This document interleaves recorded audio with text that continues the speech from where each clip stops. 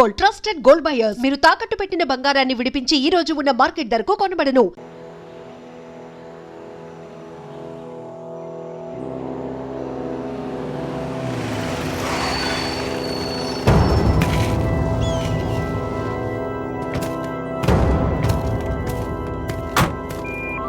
Mike 22 receiving.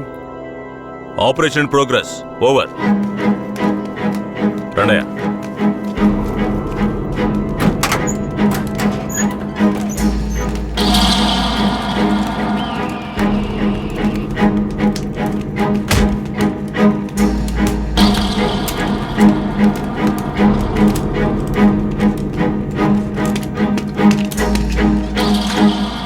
Constable. ఈ నా కొడుకులకి చావును పరిచయం చేయాలి. కట్లు ఇప్పండి.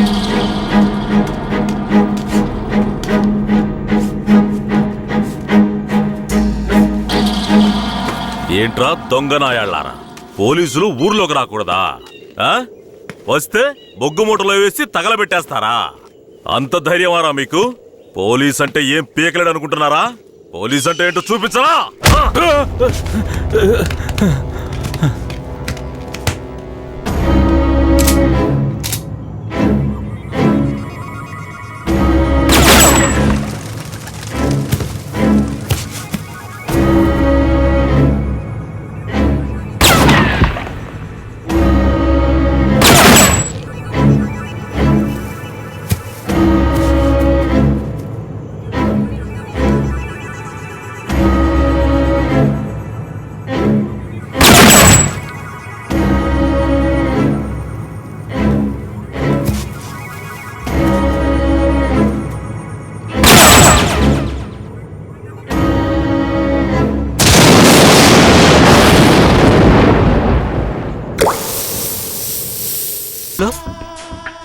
అక్కడ చూడండి సార్. సార్ అక్కడ కూడా ఉన్నాయి సార్ పురుగులు. సార్ అక్కడ చూడండి సార్, లోపల నుంచి వస్తున్నాయి సార్. ఏంటా ఇది? మార్చిని కూడా క్లీన్ గా పెట్టుకోవడం తెలీదా? మేమేం చేయగలం సార్? శవమిలా సంవత్సరాల తరబడి ఉంటే పురుగులు పట్టి వాసనే వస్తుంది. సార్ అన్ని వెల్ఫేర్ సొసైటీలకి ఇన్ఫర్మేషన్ ఇచ్చాం, వాళ్ళు ఇంకా రాలేదు. సార్ అనాథ శవాల్ని దహనం చేయడానికి ఎన్ని ఫార్మాలిటీస్ ఉన్నాయో మీకే తెలుసు కదా. గవర్నమెంట్ వాళ్ళకి తెలియజేసి పర్మిషన్ తీసుకునేలోగా తల ప్రాణం తోకొస్తుంది సార్. ఇప్పుడు ఏం చేద్దాం అంటావు? హాస్పిటల్స్ లేక అనాథ శవాలు చేరకుండా చూసుకోవాలి సార్. సార్ 3వ నెంబర్ వార్డులో ఉన్న అనాథ పేషెంట్ సీరియస్గా ఉన్నాడు సార్.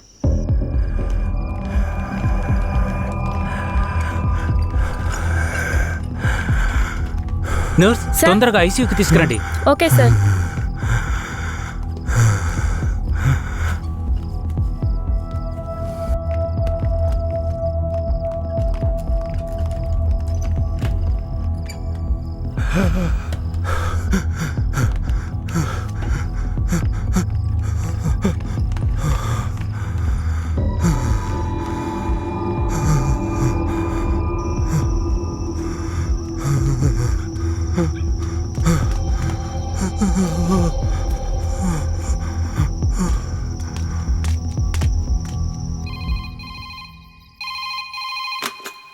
హలో సార్, పాత చర్చి పక్కన ఒక శవం ఉంది, వచ్చి చూడండి సార్.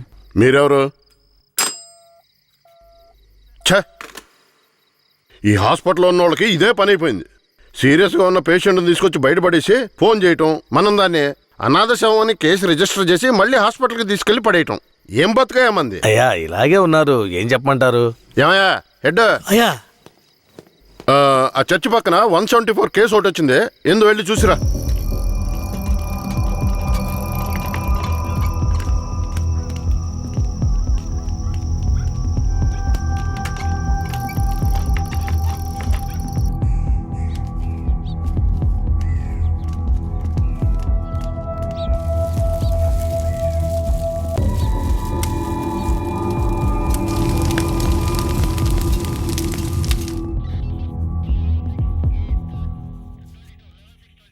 ఏమయ్యా హెడ్, ఎప్పుడు వచ్చే 174 అనాథ కేసేనా?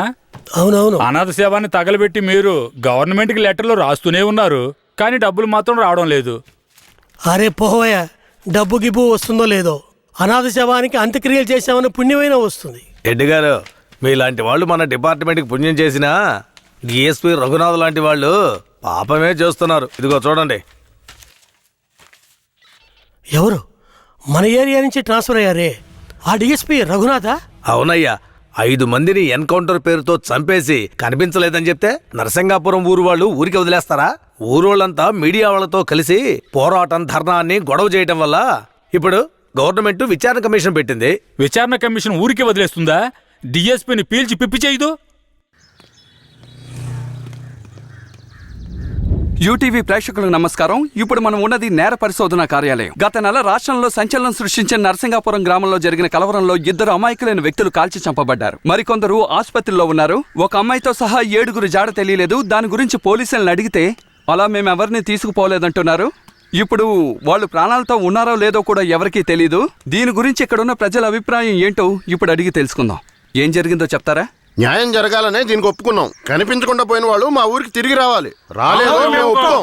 మా ఊరి కుర్రోళ్ళు ఇంకా ప్రాణాలతో బతుకున్నారో లేదో కూడా తెలియడం లేదయ్యా. వాళ్ళు ప్రాణాలతో తిరిగి రావాలని మేము ఆ దేవుణ్ణి వేడుకుంటున్నాం అయ్యా. జడ్జి గారు వచ్చారా?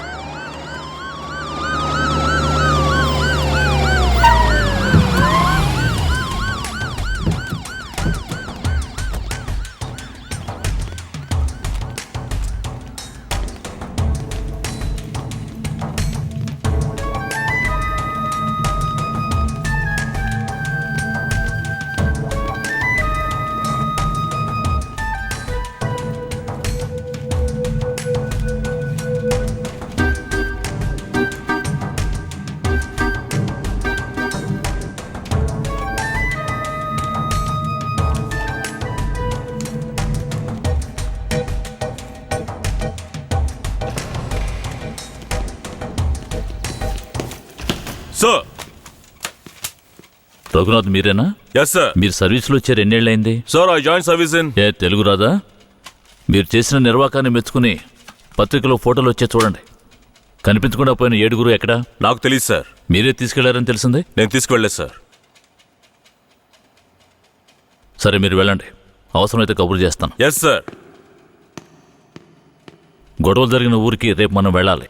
బాధితులైన ప్రజల్ని కలవాలి. సార్ ఆ ఊర్లో ఉన్న వాళ్ళందరూ చాలా మూర్ఖులు సార్. వాళ్ళందరూ చాలా కోపంగా ఉన్నారు. ఇప్పుడు వద్దు సార్. ఇప్పుడు వద్దేంటి? ఖచ్చితంగా వెళ్ళాలి. సార్ నర్సింగపురం ఆంధ్రాకి తమిళనాడుకి బార్డర్లో ఉంది సార్. ఈ ఊర్లో జనాభా మొత్తం 592 మంది సార్. ఈ గ్రామాన్ని బ్లాక్ మార్క్ గ్రామంగా ప్రభుత్వం ముద్ర వేసింది సార్. యాక్చువల్గా ఈ ఊరు ఎలా ఉంటుందంటే కర్రతుమ్మ చెట్ల మధ్య ఊరును దాచినట్టు ఉంటుంది సార్. ఈ ఊరు చుట్టూ సుమారు 20-25 కిలోమీటర్ల వరకు కర్రతుమ్మ చెట్లే సార్.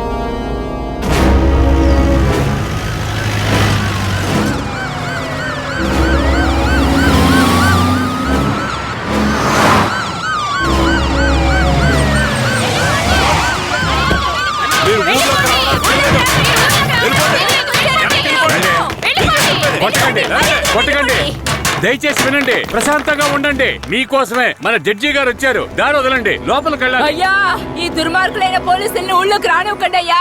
నా కొడుకుని మనవల్ని లాక్కుని పోయారు. ఇంతవరకు ప్యానల్తో ఉన్నారా లేదో తెలీదయ్యా. మీరే న్యాయం చేయండి అయ్యా. మీరు భయపడక్కర్లేదు. అందరూ కాస్త ప్రశాంతంగా ఉండండి. మీకు ఎలాంటి భయం అక్కర్లేదు. సాధ్యమైనంత త్వరగా విచారణ జరిపి వాళ్ళ ఆచూకీ కనిపెడతాం. నాన్నెక్కడని అడిగి నా బిడ్డకి ఏమని సమాధానం చెప్పమంటారయ్యా?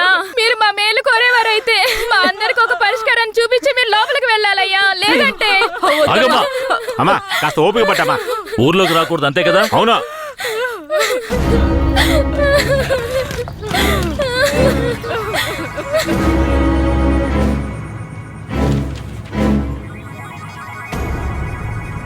పోలీసులంటే అందరికీ భయం ఉంటుంది, కానీ ఇంతగానా? ఊరంతా భగభగ మండుతోంది. అంత దారుణం ఏం చేశారు? ఎంతమందిని చంపారు? అది కాదయ్యా, గొడవ జరిగినప్పుడు ఆ ఊరు వాళ్లే పోలీసుల మీద నాటు తుపాకీలతో కాల్చారు. తర్వాత వాళ్ళని భయపడడానికి పోలీసులు మోకాళ్ళ కింద కాల్చినప్పుడు గురి తప్పి 2-3 చచ్చిపోయారయ్యా. కనిపించకుండా పోయిన 7 ఏమయ్యారు? వాళ్ళు కర్రతుమ్మ చెట్ల పక్కనో లేక తమిళనాడు బార్డర్లోనో దాక్కుని ఉంటారు. దాక్కుని ఉంటారా? అందుకే ఊరంతా అలా గగ్గోలు పెడుతోందా? ఎందుకయ్యా అబద్ధాలు చెప్తారో? ఆ ఊరు గురించి అన్ని విషయాలు నాకు తెలియాలి. పూర్తి వివరాలు తెలిసిన వాడిని తీసుకురండి. మీ పేరేమిటి? నా పేరు రామూర్తయ్య. మీరక్కడ ఏ సంవత్సరంలో పనిచేశారు? 1980లో ఆ ఊర్లో డ్యూటీ చేశానయ్యా. ఉత్తినే పేరుగా ఊరు బయట పోలీస్ స్టేషన్ ఉంటుందయ్యా. ఆ ఊరికి పోలీసులకి అసలు ప్రాబ్లం ఏమిటి? అయ్యా, అది నిన్న ఈ రోజు వచ్చిన ప్రాబ్లం కాదయ్యా. ఎంతో కాలంగా ఆ ఊరికి మన పోలీసులు కూడా ప్రాబ్లం అయ్యా. ఆ ఊర్లోకి పోలీసులు అడుగు పెట్టకూడదయ్యా. ఒకవేళ వెళ్తే ప్రాణాలతో తిరిగి రాలేరు. దొంగతనమే ఆ ఊరాళ్ళకు కులవృత్తి అయ్యా. హత్యలు, దొంగతనాలు, దోపిడీలంటూ వాళ్ళు చేయని వృత్తే లేదయ్యా. వీళ్ళకి అసలు రేషన్ కార్డులు ఉన్నాయో లేవో గాని ఒక్కొక్కరి మీద 4-5 కేసులున్నాయ్యా. వీళ్లను చూసి ఎదుటి వాళ్ళు భయపడాలే తప్ప వీళ్ళు ఎవరికీ భయపడరయ్యా. వాళ్ళకంత ధైర్యం రావడానికి ఎవరు కారణం? అందుకిద్దరే కారణం అయ్యా. ఒకడు కేశవరాయుడు, ఇంకొకడు వీరయ్య. ఎవరు వాళ్ళు? వీడు కేశవరాయుడు, వీడు వీరయ్య. అయ్యా, వీళ్ళిద్దరికీ దొంగతనమే ప్రధాన వృత్తి అయినా కేశవరాయుడికి బొగ్గుమూట్లు అమ్ముకోవడమే ముఖ్యమైన వృత్తి అయ్యా. ఊళ్ళో ఏదైనా పెళ్ళంటే వాళ్ళిద్దరూ పెళ్లివారి మీద దాడికి బయలుదేరతారయ్యా. 1980లో తమిళనాడుకి వెళ్ళాలి అంటే నరసింగాపురం పక్కనున్న మెయిన్ రోడ్డు మీదుగా వెళ్ళాలి. 10-12 బళ్ళు కలిసి ఒక్కటిగా వెళ్తేనే ఊరు క్రాస్ చేయగలరు. అలా కాకుండా ఎవరైనా సెపరేట్గా వెళ్తే అంతే.